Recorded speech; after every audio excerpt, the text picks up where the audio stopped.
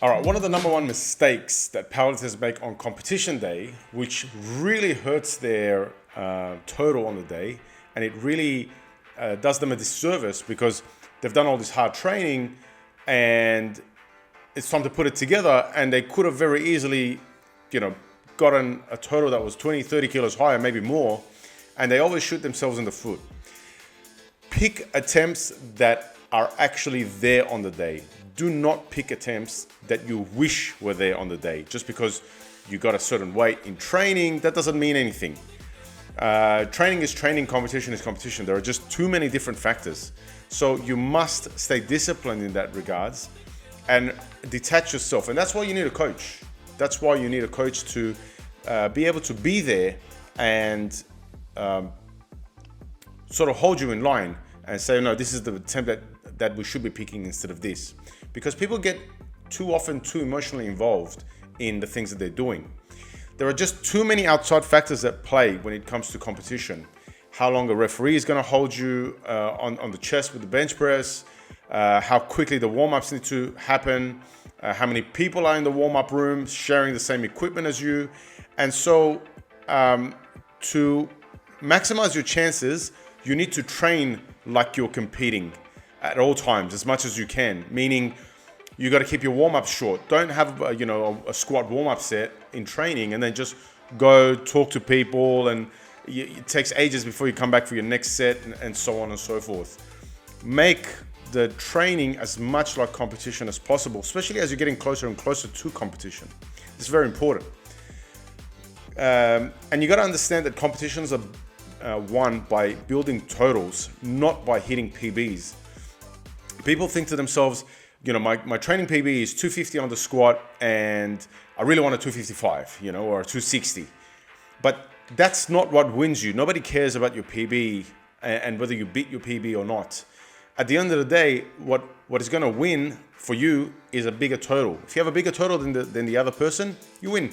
Simple as that. So forget about the PBs, because the PBs are going to come eventually anyway. If you're in the game long enough, which you should be, because it's a strength sport, and by nature, the timeline of improvement is long term, right? So if you're in it long enough, you're going to improve anyway. Okay, so hitting PBs is irrelevant because it's a moot point for the long term, and so you got to understand that what is it that I need to do to accomplish my mission here, and the mission is to win. That's what you're there for, right? And those totals are built by having and developing the skill of being able to pick correct attempt selection. And you need to be able to really understand how that total and that attempt selection needs to be done. There is a formula to it, a little bit of a formula to it. So, your first attempt should be somewhat of a 3 reps in reserve kind of thing, between 2 to 3 reps in reserve. After that, depending on the lift, you would jump anywhere between 5 to 7%, and then after that, another 3 to 5%, right? Typically speaking, that's a good rule of thumb in terms of attempt selection, all right? If you cannot do that, your first attempt was too much. It was just too much, too hard.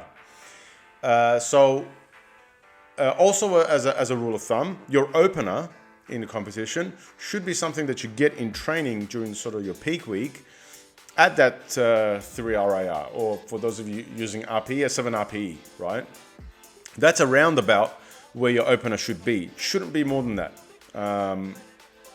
If you do it and it's very easy, then great, you can jump on your second attempt. But you have to understand, you need to finish squats 3 from 3.